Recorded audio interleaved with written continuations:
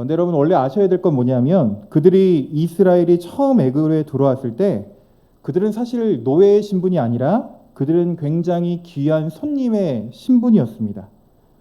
사실 그들이 애굽에 좋은 손님으로 귀한 손님으로 올 수 있었던 것은 창세기에 요셉의 어떤 영향이 있었기 때문이죠. 여러분 잘 아시겠지만 비록 요셉이 형들의 미움을 받아서 요셉이 애굽의 노예로 팔려오고 요셉이 보디발의 아내를 범하려 했다는 누명을 쓰고 감옥에 가기는 했지만 그곳에서 바로의 꿈을 해석해주고 그가 앞으로 그 꿈 해석을 통해서 앞으로 애굽에 혹은 그 고대 근동에 있을 큰 기근에 대비해서 애굽뿐만 아니라 그 지역 전체를 먹여 살리는 사실은 요셉은 그 근동의 국가적인 영웅이 되어 있었던 거예요. 그래서 애굽의 왕 바로가 요셉의 가족들을 애굽으로 초청해서 그 가족들이 애굽에서 정착하며 살도록 모든 것을 마련해 주었죠. 굉장히 귀한 손님으로 맞아들였죠. 그렇게 요셉과 요셉의 형제들 온 가족이 애굽의 귀한 손님으로 정착해 갔는데 오늘 그게 이제 창세기의 마지막인데요. 오늘 출애굽기가 딱 시작되면서 굉장히 심상치 않은 분위기가 감지되다는 것이죠. 그것이 오늘 출애굽기 1장 6절부터 8절의 내용입니다. 여러분 잠깐 눈으로 확인하시면 오늘 이스라엘의 절체절명의 순간을 오늘 성경은 딱 세 구절의 말씀으로 요약하고 있는데 먼저 6절을 보시면 6절의 내용은요. 요셉과 그의 모든 형제가 죽었다고 이야기합니다. 그리고 7절에서는 이스라엘 자손이 생육하고 번성하였다고 하죠.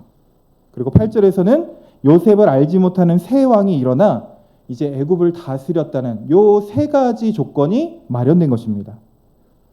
여러분 왜 이것이 이스라엘에게 심상치 않은 굉장히 불길한 징조였을까요? 먼저 6절에 요셉과 그의 모든 형제가 죽었다라고 하죠. 여러분 보십시오. 여러분 지금 요셉은 애굽의 어떤 존재였습니까? 요셉은요 사실 오늘 애굽과 야곱의 가족 혹은 이스라엘과 그러니까 이스라엘 민족을 애굽과 연결시켜주는 연결고리였어요. 야곱의 가족은 그동안 요셉 때문에 귀한 손님의 대접을 받고 살았는데 그 요셉이 죽은 거예요. 그리고 7절을 보면 이스라엘 자손이 생육하고 번성하였다라고 말하죠. 얼마나 많아졌을까요? 야곱의 가정이 혹은 요셉의 형제들이 처음에 애굽에 내려왔을 때 1장 5절을 보니까 그 70명이 내려왔대요. 그런데 그 70명이 내려온 한 가족이 400년이 지나면서 얼마나 불어났냐면 장정만 60만. 그러니까 여러분 장정만 있지 않죠. 가족들 1인 가족을 4명만 쳐도 어린이 여자들을 다 포함하면 좋기 200만이 넘는 거예요. 잘 보세요. 한 나라에 어떤 민족이 어떤 가족이 70명으로 내려왔는데 400년을 지나면서 200만 명이 넘었다. 이것은 애굽의 굉장한 위험 요소가 될 수 있는 것이죠. 결정적으로 오늘 8절을 보시면 이제 애굽에 요셉을 모르는 새 왕이 일어났다고 하는데 이것은 단순히 요셉이라는 어떤 사람을 모르는 왕이 일어났다는 표현이 아니라 이건 사실 왕조가 바뀐 것을 의미합니다. 마치 우리나라의 고려의 왕씨 그 왕조에서 조선의 이씨 집안으로 바뀐 것처럼 이제 새롭게 왕이 된 바로가 볼 때 새롭게 왕조가 들어선 그 왕조가 오늘 이스라엘을 볼 때 어떤 존재인 거죠? 예전처럼 그들을 후대하거나 존경하거나 돌봐주는 존재가 아니라 오히려 그들을 견제해야만 했고 그들을 두려워하는 대상으로 보기 시작했다는 거예요. 오늘 출애굽기의 시작은요. 굉장히 이스라엘에게는 불안한 시작이었죠. 그래서 오늘 바로 왕이 결정적으로 1장 9절에서 10절을 보니까 이렇게 선포합니다. 그가 그 백성에게 이르되 이 백성 이스라엘 자손이 우리보다 많고 강하도다. 자 우리가 그들에게 대하여 지혜롭게 하자. 두렵건대 그들이 더 많게 되면 전쟁이 일어날 때 우리의 대적과 합하여 우리와 싸우고 이 땅에서 나갈까 하노라 하고. 자 이제 두려움을 느낀 애굽 사람들이 대대적으로 이스라엘을 핍박하기 시작합니다. 이전까지 이스라엘과 애굽은 어떤 평화적인 관계였다면 이제는 아예 신분이 바뀐 것이죠. 이제 애굽은 위에서 군림하고 이스라엘은 노예 신분이 되어서 그 애굽을 섬기는 존재가 되었던 거예요. 뿐만 아니라 이제 이스라엘 향해 그저 신분만 바뀐 것이 아니라 이스라엘 향해 대대적인 핍박이 시작되었습니다. 그들을 강제 노역에 끌고 가고 성을 짓게 하고 채찍질과 심한 매질을 하고 더 이상 이스라엘이 견딜 수 없게 그들을 만들어버린 것이죠. 근데 여러분 신기한 건 뭐냐면 그렇게 애굽 왕이 혹은 애굽이 이스라엘을 그렇게 하나님의 백성을 학대하면 학대할수록 하나님의 백성이 이스라엘에게 고난이 심하면 심할수록 어떻게 되는 거예요? 이스라엘이 줄어들거나 사라지는 것이 아니라 오히려 이스라엘이 애굽에서 더욱더 부흥하는 모습을 보여주게 되죠. 바로왕은요, 이 상황의 심각성을 알았어요. 그리고 한 가지 계획을 세웁니다. 그것은 무엇이냐면 이제 이스라엘의 남자아이들을 죽이는 계획이었습니다. 그리고 바로왕이 바로 히브리 산파들, 이스라엘의 그 산파들을 불러서 그들에게 명령합니다. 너희가 만약에 이스라엘의 아이들을 낳는 것을 돕다가 만약에 태어나는 아이가 딸이면 살려두고 남자아이면 어떻게 되라고요? 죽이라는 것이죠. 여러분 이런 식으로 남자아이들이 다 죽으면 바로왕의 생각에 이스라엘이 어떻게 될 줄 알았던 거예요? 점점 줄어들고 망할 줄 알게 되었던 거죠. 근데 여러분 놀랍게도 히브리 산파들이 어떤 결정을 하냐면요. 우리 1장 17절을 잠깐 볼까요? 출애굽기 1장 17절입니다. 그러나 산파들이 하나님을 두려워하여 애굽 왕의 명령을 어기고 남자아이들을 살린지라. 여러분 이 산파들은요 믿음이 있었어요. 그들은 하나님을 두려워하고 애굽 왕의 명령의 두려움보다 하나님을 더 두려워해서 남자아이들을 살려 놓았던 것이죠. 여러분 이들의 용기를 보십시오. 굉장하죠. 15절을 보니까 이 용기 있는 여인들의 이름이 나오는데 이름이 무엇이죠? 여러분 이 용기 있는 분들의 이름을 좀 기억했으면 좋겠습니다. 그들은 15절에 십부라와 부아라는 사람입니다. 십부라와 부아. 여러분 이들의 이 두 명의 여인의 이름을 기억해 주십시오. 여러분 이 두 여인의 용기를 통해서 이스라엘의 남자아이들이 죽고 이스라엘이 점점 줄어드는 것이 아니라 오히려 이스라엘 안에 더욱더 애굽 안에 이스라엘이 더 부흥하는 것을 경험하게 돼요. 20절이에요. 하나님이 산파들에게 은혜를 베푸시니 그 백성이 번성하고 매우 강해집니다. 오히려 그것이 더욱더 이스라엘이 부흥하는 계기가 됐다는 거예요. 여러분 여기서 한 가지 주목하셔서 보셔야 될 건 뭐냐면 오늘 하나님께서 이 여인들, 이 산파들을 통해서 이스라엘을 보호하셨다는 사실입니다. 여러분 이제 산파들을 동원했던 바로의 계획은 실패로 돌아갔습니다. 그리고 이제 대대적으로 바로왕이 마지막으로 꺼내든 카드가 뭐였냐면 이제 모든 사람들에게 공포하는 거예요. 그래서 모든 사람들을 공포심을 잡아놓고 그들에게 이르기를 너희 중에 만약에 남자아이가 있다면 모두 다 나일강에 던지라는 명령이죠.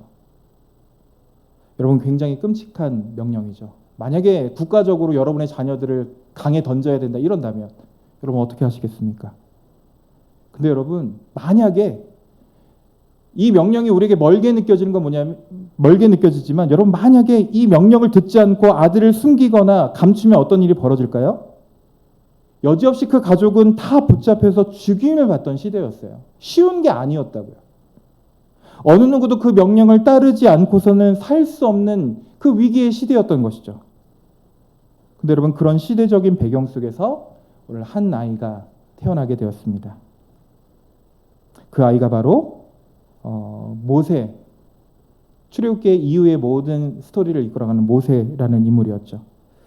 여러분 모세가 언제 태어났냐면 바로 이런 굉장히 절체절명의 위기의 시대 속에서 태어난 것이죠.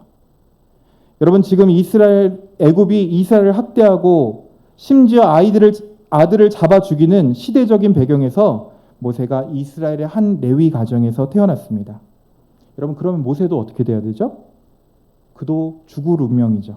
아들이니까 그는 죽어야 되는 운명이었습니다. 그런데 오늘 출애굽기 2장 2절을 보니까 모세의 어머니가 어떻게 했대요?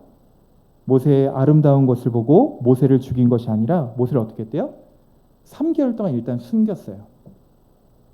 그런데 3개월이 지났는데도 여러분 아시겠지만 3개월이 지났는데 애가 더 커지고 도저히 그 아이를 더 숨길 수가 없게 된 것이죠. 그래서 어떻게 하냐면 갈대를 엮어서 상자 하나를 만듭니다. 그리고 그 갈대 상자에 물이 침범하지 않도록 안팎으로 역청과 나무칠, 우리로 치면 니스칠로 이렇게 방수 작업을 했던 것이죠. 모세 어머니가 무엇을 하려고 갈대 상자를 만든 걸까요? 모세 어머니가 그 안에 모세를 넣고 갈대 상자를 나일강에 띄웁니다. 여러분, 이게 모세 어머니가 모세를 포기해서 모세를 나일강에 버린 게 아니죠. 모세 어머니는 하나님의 섭리 가운데로 이 모세를 맡겨드린 것입니다. 그것을 어떻게 알 수 있냐면 모세의 부모가 갈대 상자를 띄운 다음에 그냥 모른 척한 것이 아니라 그 다음에 그 갈대 상자를요, 자신의 딸, 그러니까 모세에게는 누나가 되겠죠, 미리암을 시켜서 그 갈대 상자를 따라가게 했습니다. 그런데 그 갈대 상자가 흘러 하필이면 아주 우연하게도 어디로 흘러가냐면 애굽의 공주가 목욕하는 그곳으로 흘러 들어간 것이죠. 제가 하필이면 우연이라고 표현했지만 사실 우연이 아니었죠. 누가 그렇게 하셨죠? 하나님이 그렇게 하셨습니다. 그리고 하나님께서 어떻게 이 이야기를 끌고 가십니까? 이 공주의 마음에 긍휼한 마음을 더하셨던 것이죠. 애굽의 공주가 갈대 상자를 보고 열어보니까 마음이 너무 뭉클한 거예요. 내 아버지 바로가 이스라엘을 이렇게 학대하니까 이들이 이렇게 해서라도 이 아기를 살리려고 하는구나. 그래서 그 아이를 그 강에서 건져냅니다. 그래서 그 아이의 이름을 모세라는 이름의 뜻은요, 건져내다, 구원하다는 뜻이에요. 여러분 보십시오. 여러분, 언약에 신실하셨던 하나님은 오늘 자기 백성을 포기하지 않고 그들이 신음과 고역과 어려운 가운데 그들을 구원하시기로 작정하셨습니다. 오늘 출애굽기 2장 24절부터 25절을 함께 같이 읽어볼까요? 오늘 하나님의 작정입니다. 출애굽기 2장 24절부터 25절입니다. 같이 한번 읽어보겠습니다. 시작. 하나님이 그들의 고통 소리를 들으시고 하나님이 아브라함과 이삭과 야곱에게 세운 그 언약을 기억하사 하나님이 이스라엘 자손을 돌보셨고 하나님이 그들을 기억하셨더라. 오늘 하나님이 이스라엘을 기억하셨대요. 신음 가운데 절박하게 그 절체절명의 위기 속에서 신음하고 있는 그들을 구원하시기로 계획하셨대요. 근데 오늘 우리가 보고 싶은 건 뭐냐면 하나님이 그 위대한 계획을 누구를 통해 이루시냐는 거예요. 물론 여러분, 나중에 하나님께서 오늘 이 강에서 건짐받은 모세를 통해서 이스라엘을 구원해 내십니다. 근데 여러분, 그건요 3장 이후의 내용이에요. 오늘 출애굽기 1장과 2장을 통해서 하나님은 누구를 통해 하나님의 백성을 구원해 내셨습니까? 1장에 제가 아까 이름을 기억해 달라고 했죠? 바로 왕이 모든 남자아이를 죽이라는 명령 속에서 그 두려운 명령을 거절하고 남자아이들을 살려낸 히브리 산파, 그들의 이름이 누구였죠? 십부라와 부하. 오늘 2장으로 넘어와서 오늘 모든 남자아이를 나인강에 던지라는 바로왕의 명령 앞에 앞으로 이스라엘을 출애굽시킬 모세를 살린 사람은 누굽니까? 갈대 상자를 만들어서 나일강에 띄운 모세의 어머니, 그의 어머니 이름은 요게벳이었죠. 그리고 그 갈대 상자를 끝까지 쫓아가서 그 공주에게 자신의 어머니를 유모로 소개해준 미리암, 그리고 모세를 강에서 건지는 바로의 공주. 여러분, 오늘 이 총 5명의 인물들을 통해서 오늘 하나님의 구원의 역사가 흘러가는 것을 보게 됩니다. 여러분, 이 5명의 공통점은 무엇일까요? 첫째로 이들은요, 눈에 보이는 바로왕을 두려워하는 것이 아니라 눈에 보이지 않지만 지금도 살아 역사하시는 하나님을 두려워하고, 그래서 왕의 명령에 어떤 권위에 눌려서 움직인 사람들이 아니라 그 두려움 속에서도 하나님의 말씀에 순종하며 살아갔던 사람들이라는 것입니다. 그리고 또 한 가지의 공통점은 무엇일까요? 이들 모두는 여자였다는 사실입니다. 여러분, 출애굽기 1장, 2장은요 의도적으로 여자들의 이야기들을 등장시킵니다. 오늘 히브리 산파들도 여자였고 모세의 어머니도 여자였고 그리고 끝까지 갈대 상자를 따라갔던 미리암도 여자였습니다.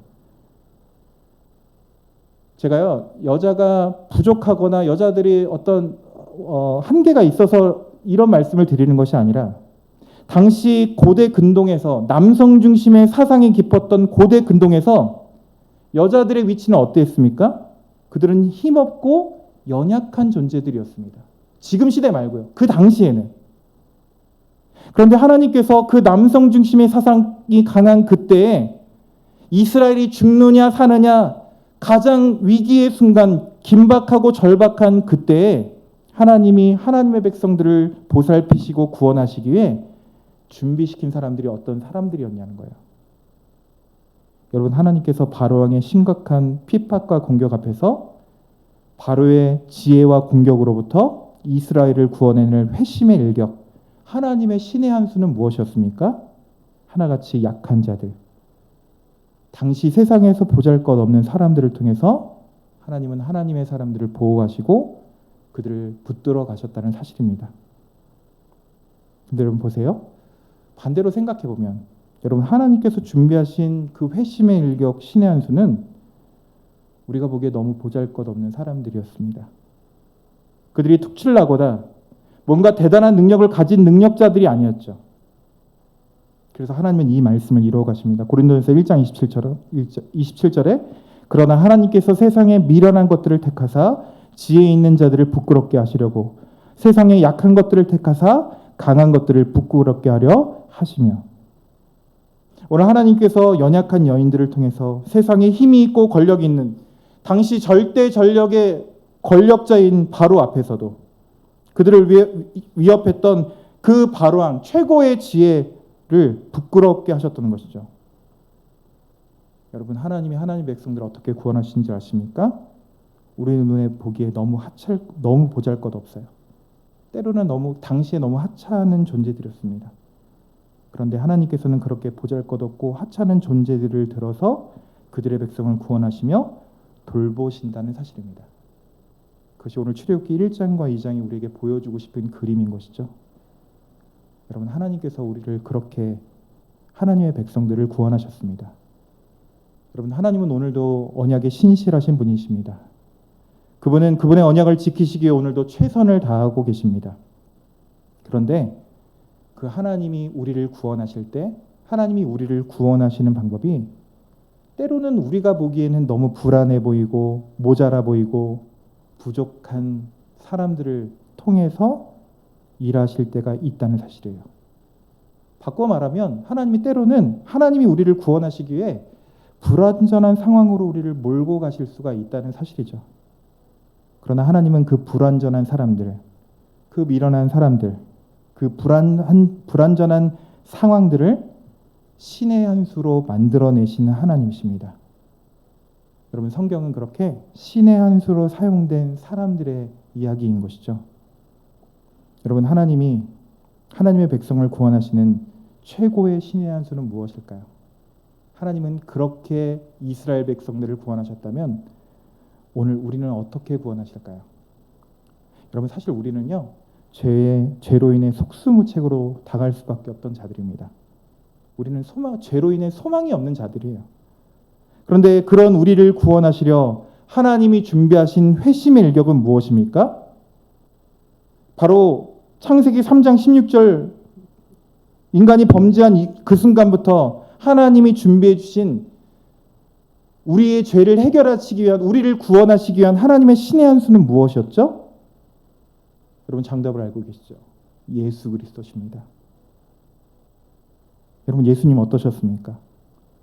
여러분, 예수님은 절대 능력으로 어떤 굉장한 능력과 비상한 어떤 모습으로 이 땅을 사셨던 분이 아니십니다. 성경에서 예수님을 어떤 분으로 기억하고 묘사하냐면 이사야서에 보면 그분은 풍채도 없고 고운 모양도 없고 내세울 것이 하나도 없는 초라한 목수의 아들로 이 땅에 오셨다는 사실이죠. 그래서 우리 모두는 그분은 절대로 우리의 구원자가 될 수 없어. 그분은 우리를 구원해낼 수 없어. 저분은 메시아가 아닐 거야. 저 사람은 죽어야 돼. 그분을 십자가에 못 박을 정도로 우리는 그분을 싫어했고 멀리했고 버렸다는 것이죠. 그렇게 예수님은 십자가에 죽임을 당할 정도로 초라한 모습으로 이 땅 가운데 오셨다는 사실입니다. 그런데 하나님께서 그 예수를 죽음 가운데서 살리시고 부활시켜 주시는 방법으로 죄에 대하여 회심의 일격을 가해 주셨다는 사실이죠. 여러분, 오늘 출애굽 이후에 살았던 이스라엘 백성들이 어려움을 당할 때마다 늘 하나님께서 이스라엘 백성들을 위로하셨던 위로가 무엇인지 아십니까? 그것은 기억하라는 거예요. 신명기 5장 15절을 보니까 너희는 기억하라 내가 애굽 땅에서 종되었던 것을. 신명기 7장 18절에서 애굽에서 행한 것을 기억하되. 신명기 15장 15절에서 너는 애굽 땅에서 종되었던 것과 내 하나님 여호와께서 너를 속량하셨음을 기억하라. 신명기 24장에서 너희는 애굽에서 나오는 길에서 내 하나님 여호와께서 미리암에게 행하신 일을 기억할지니라. 신명기 24장 18절 너는 애굽에서 종되었던 일과 내 하나님께서 너를 거기서 속량하신 것을 기억하라. 여러분, 하나님이 위기에 빠진 절망에 빠진 우리를 위로하시는 방법이 무엇인지 아십니까? 너 힘내, 일어나, 할 수 있어, 이렇게 우리를 위로하시는 것이 아니라 너희가 힘들고 어려웠던 그 애굽의 때를 기억하라는 거예요. 너희가 절망적인 순간, 죄로 인해 죽을 수밖에 없던 그 순간, 두려움 가운데 빠져있던 그 이스라엘, 그들을 구원하셨던 하나님을 기억하라는 것이죠. 여러분, 왜 두려움 가운데 빠져있는 이스라엘에게 출애굽 사건을 기억하는 것이 중요했을까요? 너희가 그 연약하고 그 어려웠던 상황에서 너희를 어떠한 능력으로 너희를 보호하고 바로의 그 위협과 어려움 앞에서 어떤 능력과 권세로 너희를 지켰는지 너희가 좀 기억하라는 것이죠. 그 고난 가운데서 연약한 사람들을 통해서도 하나님의 백성을 넉넉히 이끄셨던 것, 지키셨음을 너희가 기억하라는 것이죠. 여러분, 그렇다면 우리가 기억해야 될 출애굽의 경험은 무엇입니까?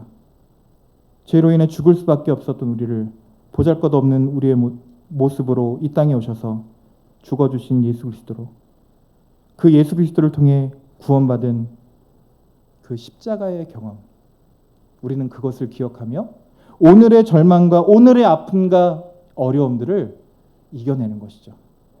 어떻게 해요? 그 절망 가운데서도 그 초라하고 보잘것없는 예수 그리스도를 통해서 구원해 주신 그 하나님의 능력이 오늘 네가 당하고 있는 그 어려운 가운데서 어떻게 너희를 인도하실지 기억하라는 것입니다. 여러분, 우리가 절망적인 상황 가운데서 기억해야 될 것은 우리의 신의 한 수가 되어주신 예수 그리스도, 그분의 사랑입니다. 우리가 힘들고 어려울 때마다 그분의 사랑 앞에 더 가까이 나가는 것이죠. 그렇게 부족하고 어려운 상황 가운데서도 하나님 우리에게 역사하셨다는 것입니다. 그래서 우리는 그분을 신뢰하고 믿고 나아갈 때, 힘들고 낙심될 때 애굽에서 행하신 나의 일을 기억하라. 우리를 구원하셨던 그 하나님을 기억하라. 그 하나님의 말씀을 드려야 하는 것입니다. 출애굽 사건은요. 사실은요. 이 출애굽 사건이 중요한 것은 뭐냐면요. 이 출애굽 사건 이후의 모든 것의 기준이 되는 것이 바로 이 출애굽 사건이기 때문입니다. 성경은 성도들이 위기에 닥쳤을 때마다 늘 이렇게 우리에게 권면합니다. 출애굽을 기억하라. 출애굽을 기억하라. 그 말은요. 전혀 가망 없고 전혀 사람으로서 가망 없던 그 시절에 내가 너희를 어떻게 보호하고 인도하셨는지 그것을 기억할 때 오늘 네가 당하고 있는 힘들고 어려운 것들을 이겨낼 수 있다는 것이죠. 저는 오늘 저와 여러분에게 도전합니다. 하나님 우리를 그렇게 인도하십니다. 오늘 우리의 상황이 아무리 어둡고 우리가 가진 무기가 아무리 부족해 보여도 하나님은 오늘 우리를 넉넉히 하나님의 약속을 이루어 가시는데 아무런 하자 없이 우리를 인도해 주시는 하나님이심을 믿고 소망해야 됩니다. 하나님은 우리를 넉넉한 가운데로 인도하시기보다 때로는 보잘것없고 초라하고 저렇게 해서 뭐가 될까? 저렇게 해서 어떻게 구원이 이루어질까? 하는 그 자리에서부터 하나님의 역사를 시작하셨음을 기억하시기 바랍니다. 오늘 그것을 믿고 나아갈 때 오늘 때로 우리에게 불안하고 어려운 상황들이 있을 때마다 그것이 오늘 우리에게 소망이 되고 위로가 되는 저와 여러분들을 소망합니다. 우리 함께 기도하겠습니다. 하나님, 우리의 삶의 현실들을 놓고 보면 하나님 늘 불안하고 더 이상 하나님의 도우심이 없는 것 같은 상황 속에 우리가 늘 살아갑니다. 그러나 하나님, 오늘 말씀을 통해 하나님께서는 언제나 그 불안한 상황 속에서도 우리를 끝까지 포기하지 않으셨고 그 부족한 사람들을 통해서도 우리를 넉넉히 구원하셨음을 말씀을 통해 확인합니다. 이스라엘이 절체절명의 순간 여인을 통해서도 넉넉히 이스라엘을 구원하셨듯 죄 가운데 죽을 수밖에 없는 우리를 예수 그리스도의 십자가로 넉넉히 지켜주셨듯 오늘 우리가 당하고 있는 어려운 상황 가운데서도 우리를 넉넉히 지켜주실 것을 믿고 소망하며 그것으로 위로를 얻고 다시 한번 십자가 앞에 나가는, 그래서 위로를 받는 우리의 신앙이 될 수 있도록 인도하여 주옵소서. 하나님, 날마다 우리 가운데 함께 하실 줄 믿사오며 예수님의 이름으로 기도합니다. 아멘.